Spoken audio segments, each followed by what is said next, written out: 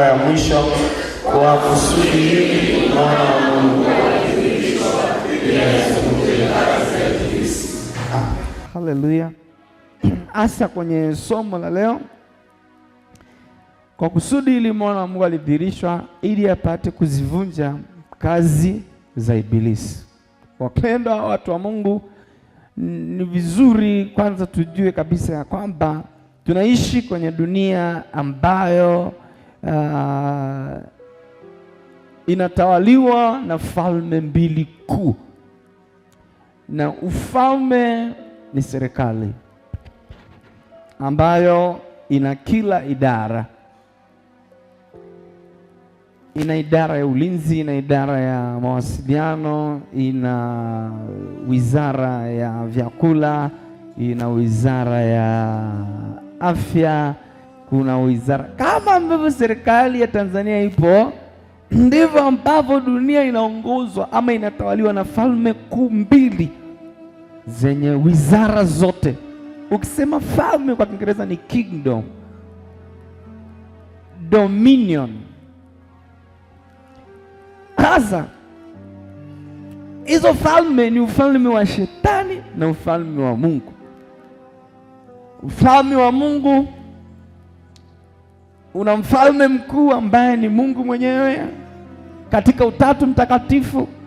Kuna saa anawahudumia watu wake katika nafasi yake ya uungu, kuna saa anawahudumia watu wake katika nafasi yake kama Kristo Yesu, na kuna saa anawahudumia watu wake katika nafsi ya tatu, Roho Mtakatifu. Lakini ni mmoja katika Utatu Mtakatifu, ndiye mfalme. Haleluya. Na ufalme wa Mungu huu, ajenda yake kubwa ni kuitawala na kuitiisha dunia. Kuitiisha maana yake kuidiscipline, kuiongoza, kuifanya iwe mahali pazuri salama. Lakini ili njia ya kuweza kufanya yote ni kuwa na maongezeko. Haleluya. Furaha ya Mungu ni watu kuwa wengi. Kwa Mungu anaposema, cha kwanza Mungu alitengeneza ndoa. Baada ya kutengeneza ndoa akaagiza sasa, kazaeni muongezeke. Kwa Mungu, ajenda ya Mungu ni watu wazaliane, sio kwa uzazi wa mpango.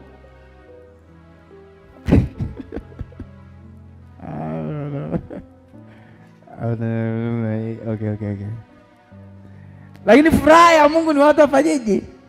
Ongezeke. Hiyo ni furaha ya Mungu, lakini ongezeke katika utaratibu. Ndio maana akaweka kwanza ndoa, hapo ndio akasema zaeni, kwa maana yake mtazaliana kwa utaratibu huu. Bwana asifiwe.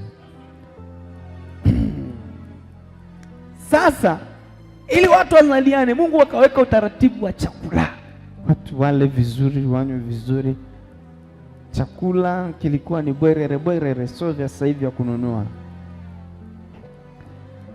Sasa Bwana akatokea mwingine anaitwa Lucifer, nyota ing'ayo, malaika wa sifa.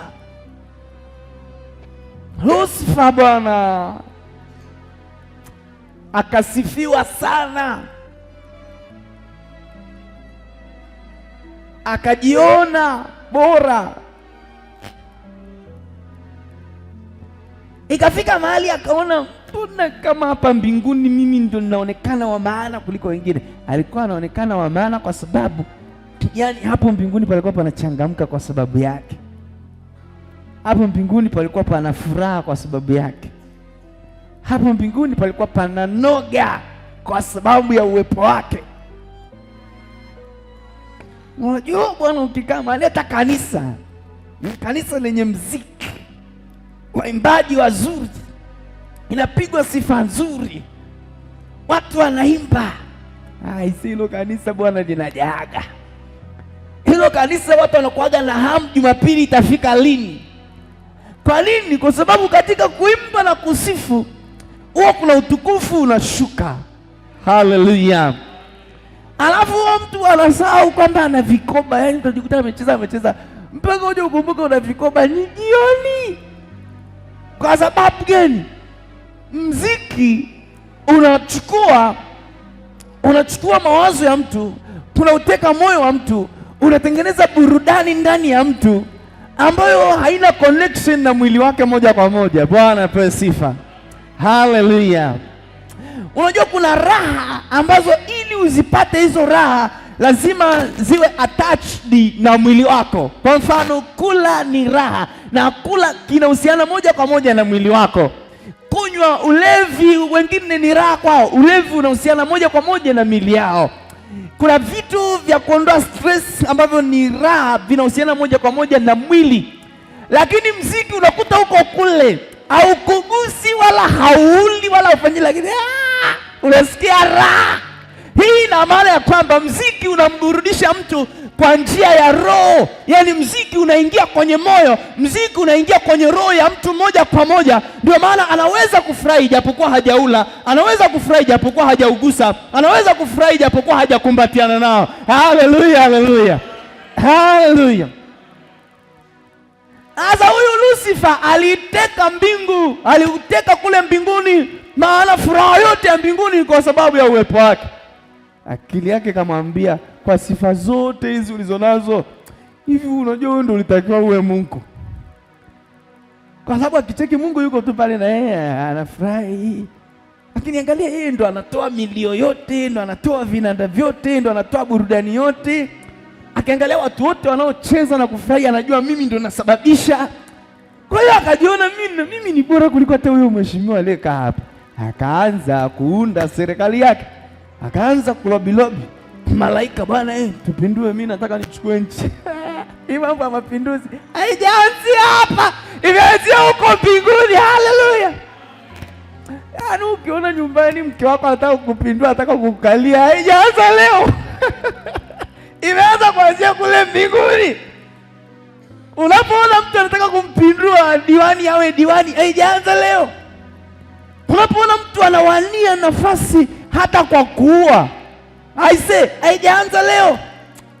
Hii ilianza na shetani. Yaani shetani angefanikiwa kumzidi nguvu Mikaeli, malaika wa vita kule mbinguni, angemuua ili apate hiyo nafasi ya Mungu. Na unapoambiwa na tumfanye mtu kwa sura na kwa mfano wetu, ni pamoja na hayo. Bwana asifiwe.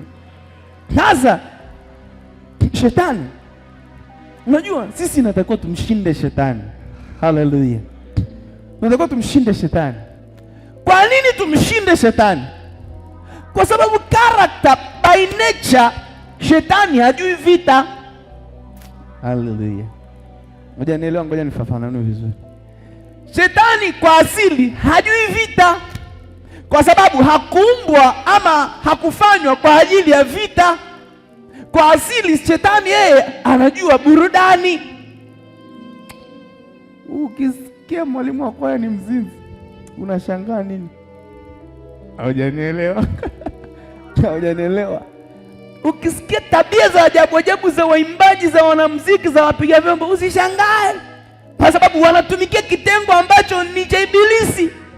Kwa shetani hatatumia nguvu kubwa kumwingia mwimbaji. Kwa nini? Kwa sababu yuko kwenye idara yake. Haleluya. Yaani Ibilisi kumwingia mwimbaji, kumtumia vibaya, hatumii nguvu kubwa kwa sababu yuko kwenye idara yake, na shetani anajua nature, asili ya hii idara ni kuinua mabega. Kwa kuna vitu ambavyo shetani anajua akigusa tu mwimbaji, mwanamuziki, mwalimu wa muziki, mwalimu wa kwaya, anampata. Lakini vitu ambavyo shetani ilitakiwa tumshinde ni kwamba hajui vita. Na ndio maana Mikaeli alimshinda Ibilisi kirahisi kule mbinguni. Maana Biblia inasema kwenye Ufunuo 12, palikuwa na vita mbinguni. Mikaeli manteliga ash. Ufunuo 12. Ufunuo mlango wa 12. Roho Mtakatifu msaidie. Ufunuo 12:7 Biblia inasema hivi. Kulikuwa na vita mbinguni, Mikaeli na malaika zake wakapigana na yule joka naye akapigana nao, pamoja na malaika zake. Ina maana shetani huyu alikusanya baadhi ya malaika wakawa jeshi lake, wakaanza kushambulia ufalme wa Mungu ambao waziri wa wizara ya ulinzi alikuwa ni Mikaeli. Wakapigana. Mstari wa 8, nao hawakushinda, wala mahali pao hapakuonekana tena mbinguni. Mahali pao, ile idara yao ya mziki ikafutwa, mahali pao hapakuonekana tena mbinguni. Kwa hiyo shetani akashindwa na idara yake ya mziki ikafutwa, haikuonekana tena. Bwana apewe sifa. Namba 9, yule joka akatupwa, yule mkubwa nyoka wa zamani aitwaye Ibilisi na Shetani audanganyaye ulimwengu, akatupwa hata nchi, na malaika zake wakatupwa pamoja naye. Ngoja niendelee. Mstari wa 10, nikasikia sauti kuu mbinguni ikisema, sasa kumekuwa wokovu na nguvu na ufalme wa Mungu wetu na mamlaka ya Kristo wake, kwa maana ametupwa chini mshtaki wa ndugu zetu, naye awashtakie mbele za Mungu wetu mchana na usiku. Haleluya. Sasa sikiliza, baada ya Ibilisi kupigwa kule mbinguni akatupwa duniani, ilisikika sauti ikisema, sasa jamani, mbinguni sasa jamani, ni amani, ni shwari, ni shwari. Kwa nini? Kwa sababu aliyekuwa analeta kero hapa hayupo tena. Bwana apewe sifa. Lakini ile sauti ikasema, ninawaonea huruma hao walioko huko duniani, kwa sababu yule aliyeleta kero hapa mbinguni ametupwa duniani. Na nature ya huyu jamaa ni kudanganya, au danganyia ulimwengu. Nature ya huyu jamaa ni kushtaki, awashtakie watakatifu wa Mungu usiku na mchana. Haleluya, haleluya. Kwa hiyo mbinguni kumekuwa salama, duniani vita imeanza. Vita imeanza duniani, na hii vita, anayepiga vita ana silaha kuu mbili. Ya kwanza uongo, ya pili mashtaka. Unajua nini kinavuruga familia za watu? Ni uongo na mashtaka. Nimemwona mume wako, nimemwona, yani wallahi nakwambia ameingia. Jichanganye sasa, jichanganye kwenye hiyo taarifa. Familia kama ni ya kweli ama ni ya uongo. Nakwambia mzee kiongozi amepanga hivi na hivi, mchungaji kwa makini na mzee kiongozi. Unapoona mtu yoyote anakuletea taarifa, iwe ya kweli iwe ya uongo, mtu mwenye Mungu ndani yake haifikishi kwa lengo la kukugonganisha, anaifikisha kwa mazingira ambayo atahakikisha anakusaidia. Haleluya, haleluya. Yoyote anayefikisha taarifa ya umbea, taarifa ya uchonganishi, taarifa ya uongo, huyo mtu ana roho ya Ibilisi ndani yake, na hiyo roho ya Ibilisi kazi yake ni kuua, na shetani hawezi kuua mpaka apate sababu ya kuua. Kwa hiyo anatengeneza sababu kwa kufitini, kwa kusema uongo, kwa kusema ila, kwa kushtaki. Biblia inasema ya kwamba akamwambia Mungu, wewe unamlinda huyo Ayubu, hebu niruhusu. Alienda shetani anaenda kumshtaki Ayubu kwa Mungu. Haleluya. Kama kuna watu ambao mimi naogopa kwenye maisha yangu, watu waongo, watu waongo, watu wabaya sana. Mtu yote mwenye spirit ya uongo, ndugu zangu na rafiki zangu, hasa ule uongo wa kuhusianisha, wa kugonganisha mahusiano ya mtu mmoja na mwingine. Mtu uongo ni muuaji. Unakuja unapiga mke wako, unamvimbisha manundu, anaamka asubuhi kavimba hivi, baadaye unakuja kudroa ulidanganya. ushagharibu switi wako, bebi wako ushamvimbisha. Alafu yule mwongo ndo anajisikia raha sasa, anaona yeye safi, kinajishebedua hapa na mawaksi yake, hata naye adundwe.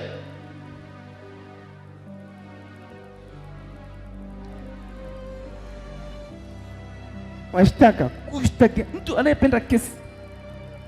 Unajua kuna watu wanapenda kesi kidogo kwa mzee kiongozi, kidogo kwa mwenyekiti wa kijiji, kidogo kwa mchungaji. Na mimi sipendi makesi. Yaani ukija kushtaki kwangu mpaka mimi niseme nizungumze kesi yako ni ngumu sana. Mimi mtu alete kesi kwangu, mimi ninakwepa kusema kesi za watu. Yaani utakuja nitakwambia nenda kwa mwinjilisti, nenda pale.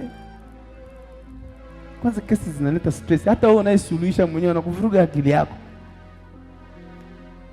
Kuna mambo ya kuachilia, kuna mambo ya kujipa muda. Kesi inatakiwa iwe hatua ya mwisho kabisa kwenye maisha yako. Na kesi, ukienda kwenye kesi ujue basi huo mkataba unaenda kuuvunja. Bwana basi. Mkataba ambao unataka uendelee, jitahidi usiingize kesi yako. Ikishakuwa kesi basi ujue hiyo kurudi nyuma labda una hiyo agenda. Kesi mbaya. Okay. Kwa hiyo sasa Shetani ametoka duniani, amekuja kuanza kazi yake.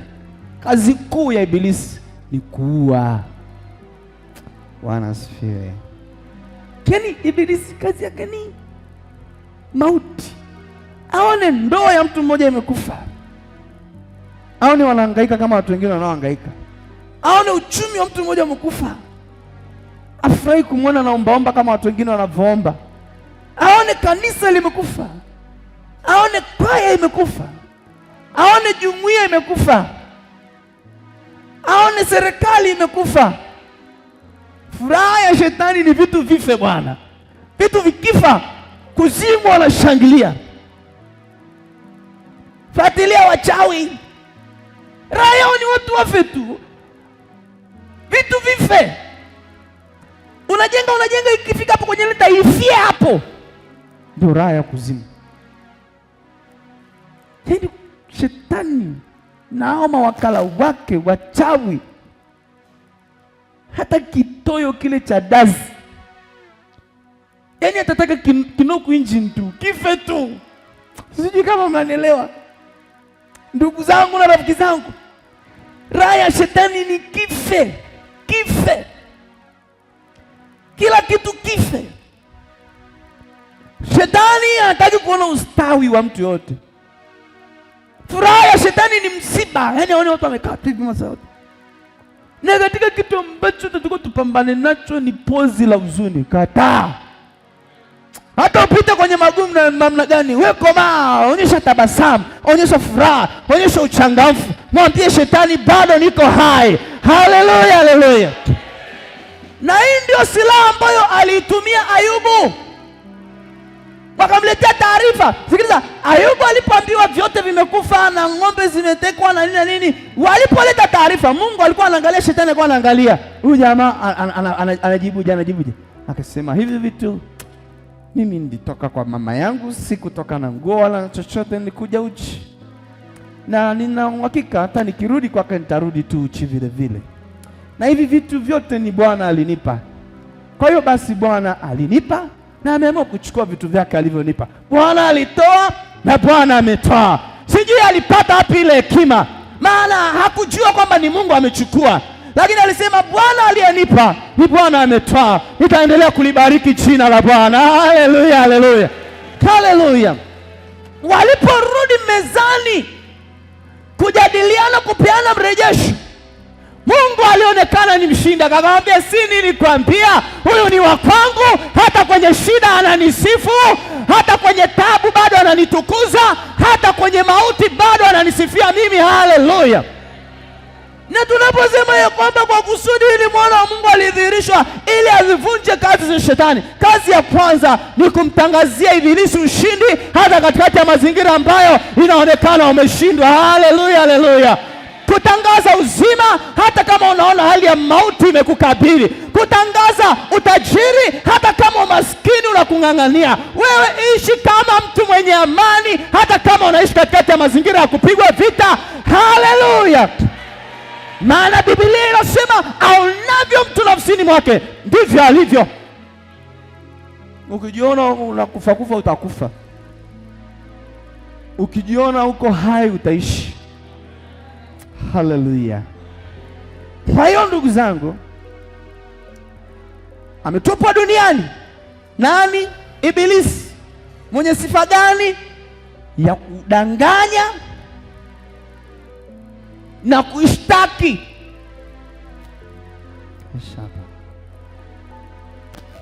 Waraka Injili ya Yohana mlango wa 10 mstari wa 10.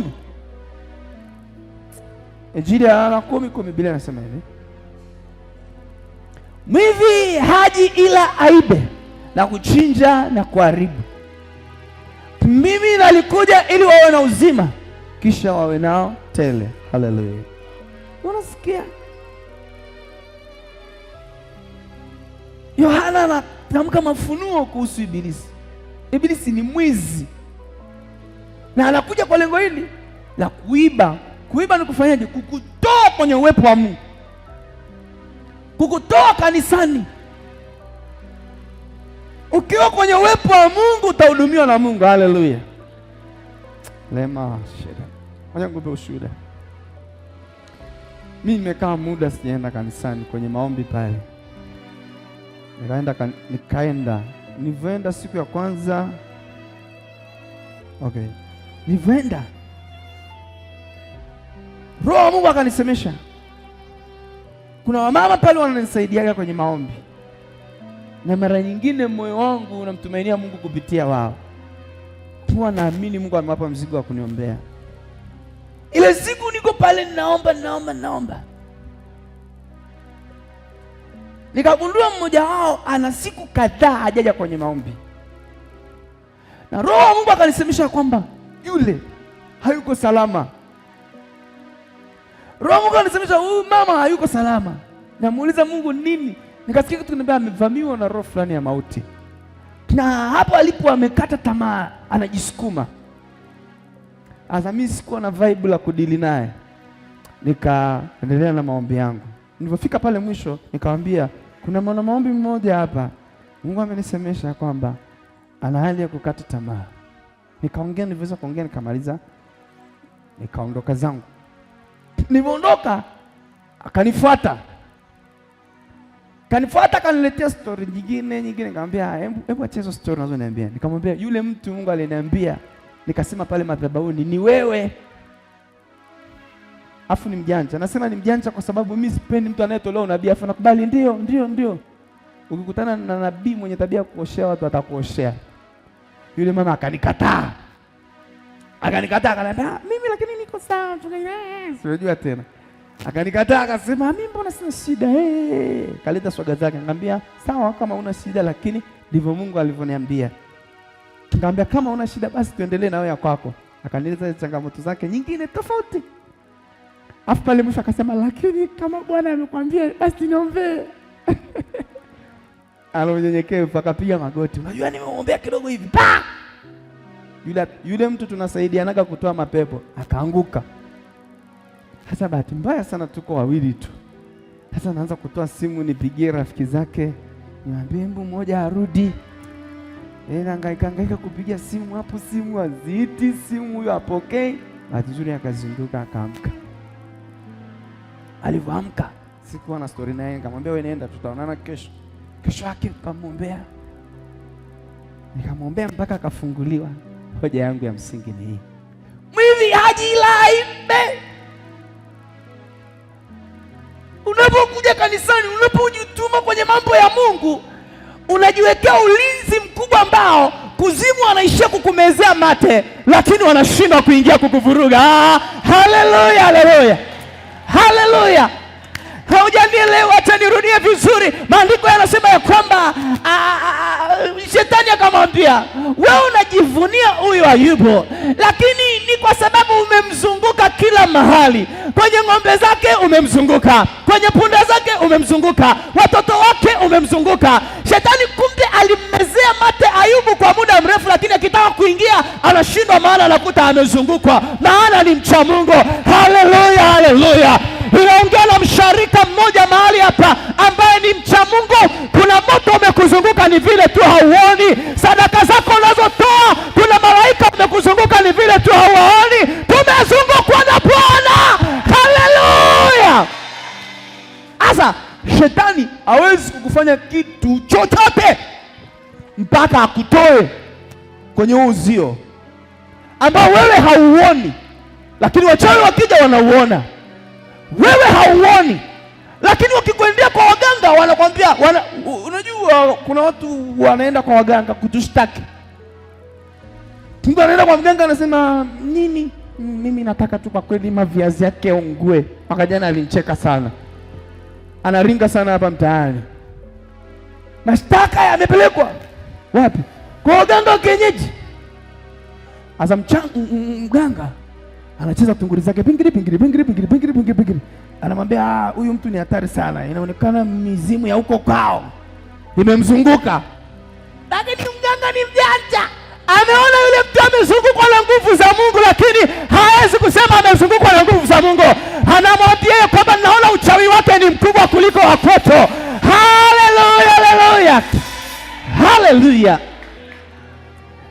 Asa shetani ili amtandike mtu anamuiba. Anamuibaje? Anamdanganya, anakulobilobi. Unatoka kwenye mstari, unakaa mazingira ambayo kuna lugha moja ya kivita wanasema take your enemy out of his or her comfort zone. Yaani adui yako mtoe kwenye mazingira yake ya kujidai. Mcheza kwao utunzwa. Yaani kuna mechi ukichezeaga viwanja vya nyumbani utashinda tu, maana unajua pale pana korongo, unajua pale pana mwiliko. Viwanja vya nyumbani bwana unacheza kwa uhuru fulani.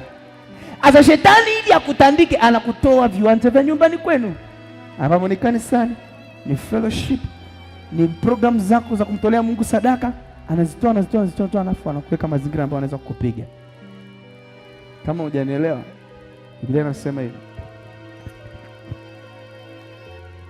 Nyoka alikuwa mwerevu kuliko wanyama wote wa mwituni, akamwendea Eva akamwambia, eti ameambiaje?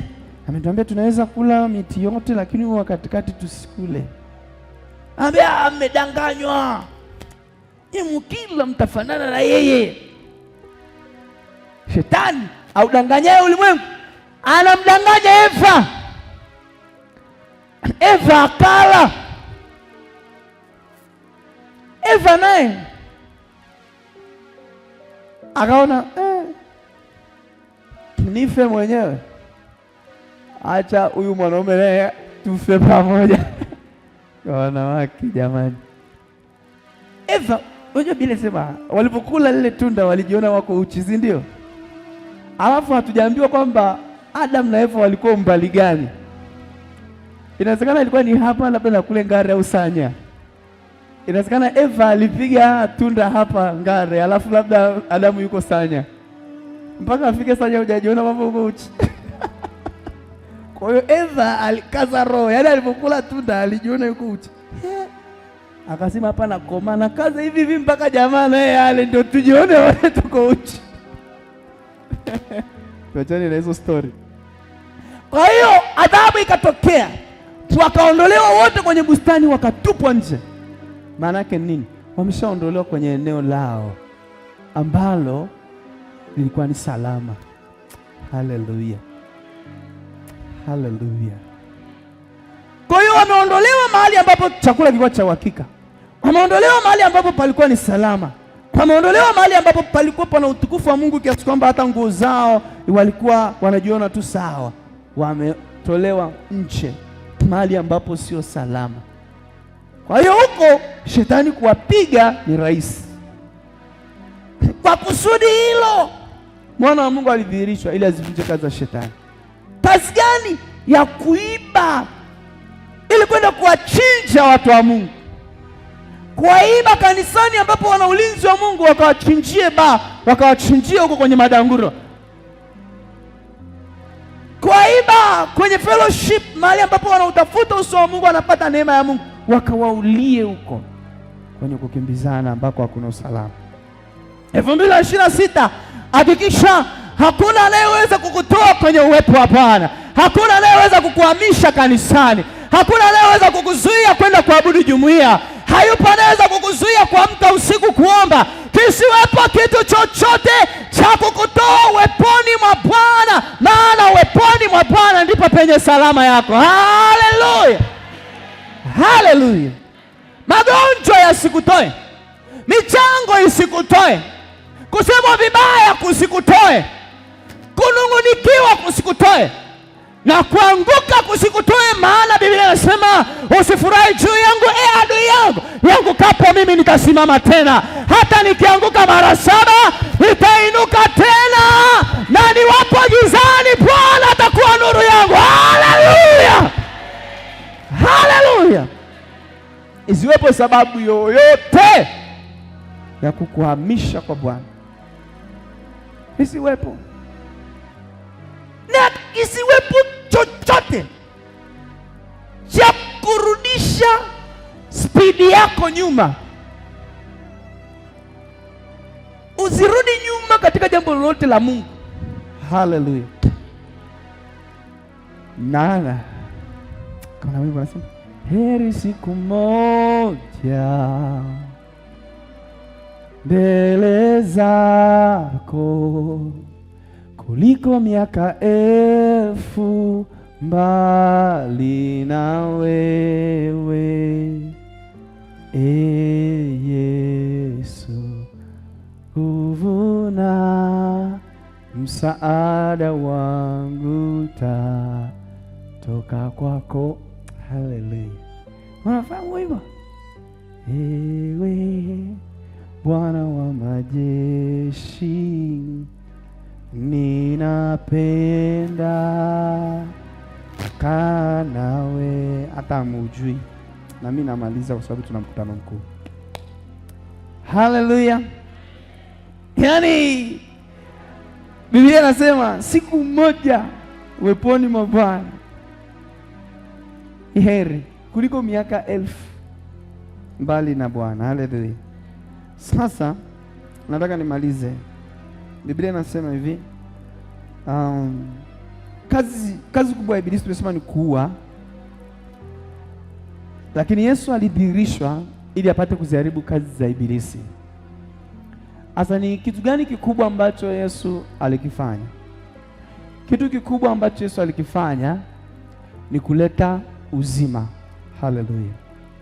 Mambo ya Walawi mlango wa 7 mstari wa 11 kama sikosei, anasema hivi, kwa kuwa uhai wa mwili u katika damu, naye alitupa hiyo damu katika madhabahu ili kufanya upatanisho wa nafsi zetu na roho yake. Haleluya.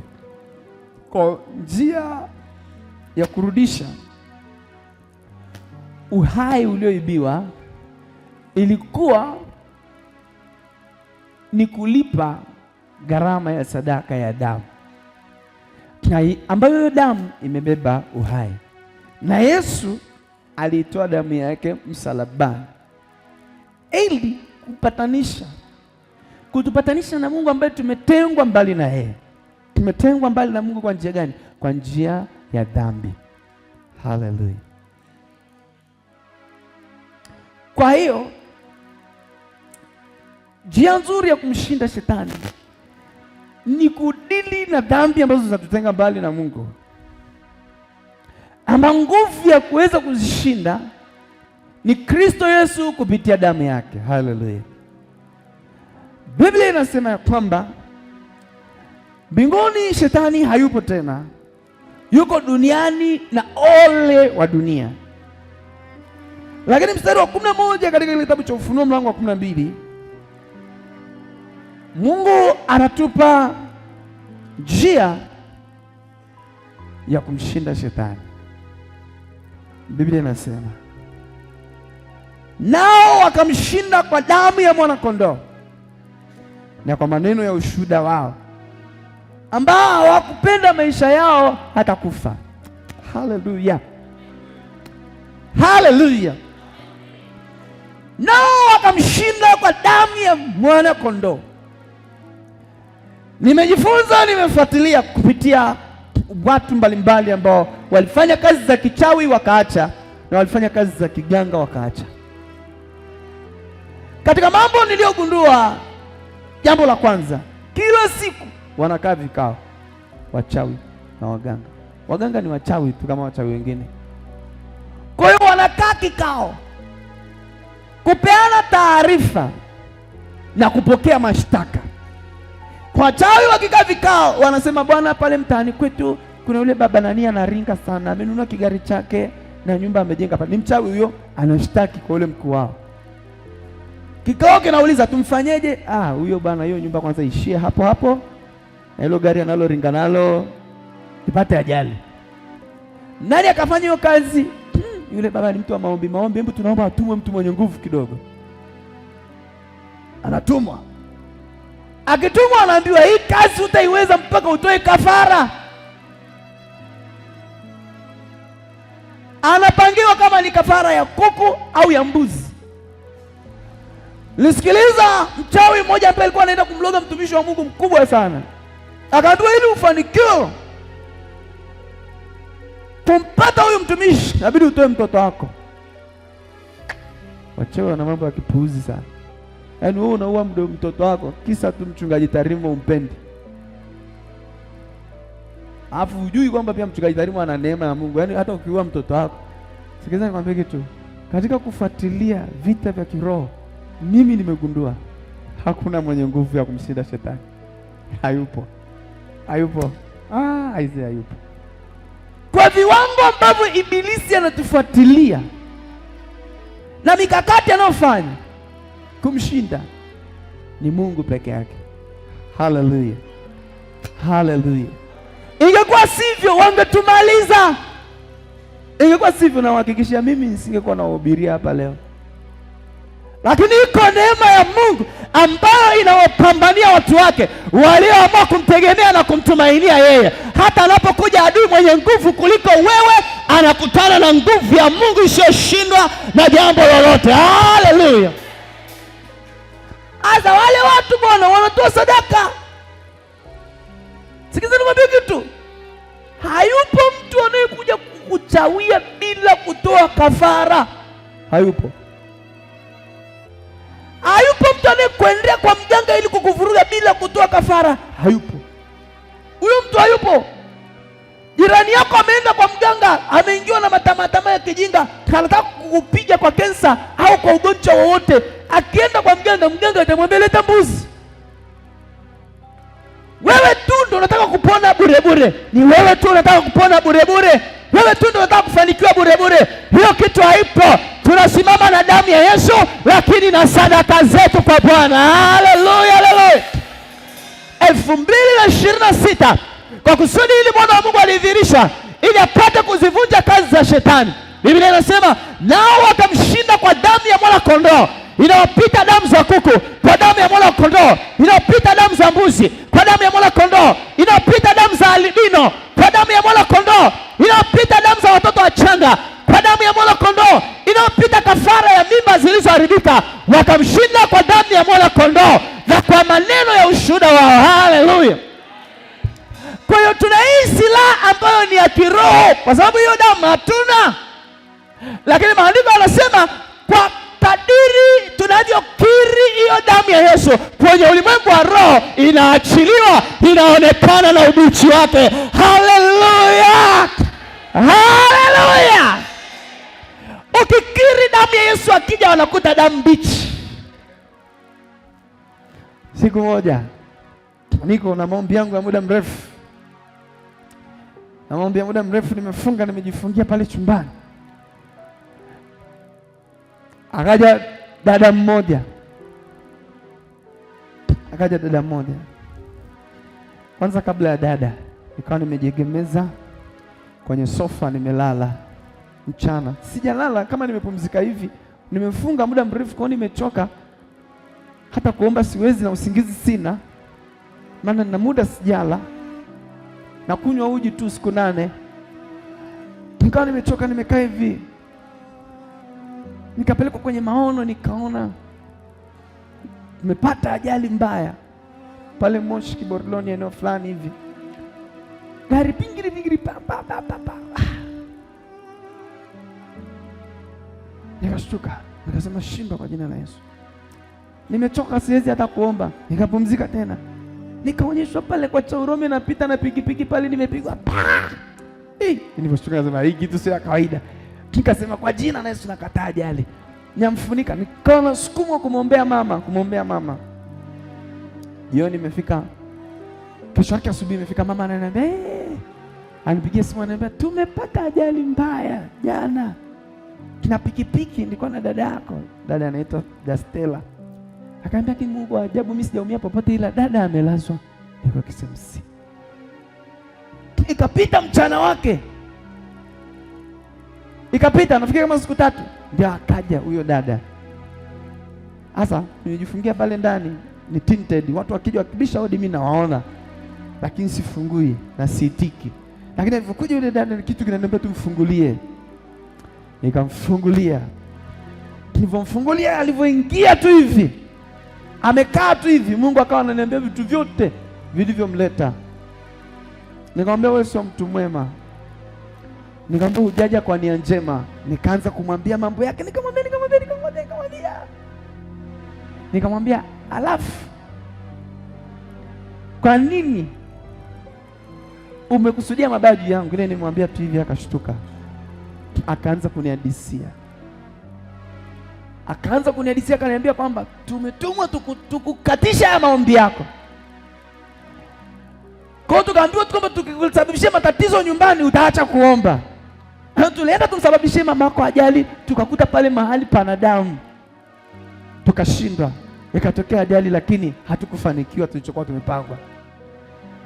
Tukaniambia lakini na wewe tulikutega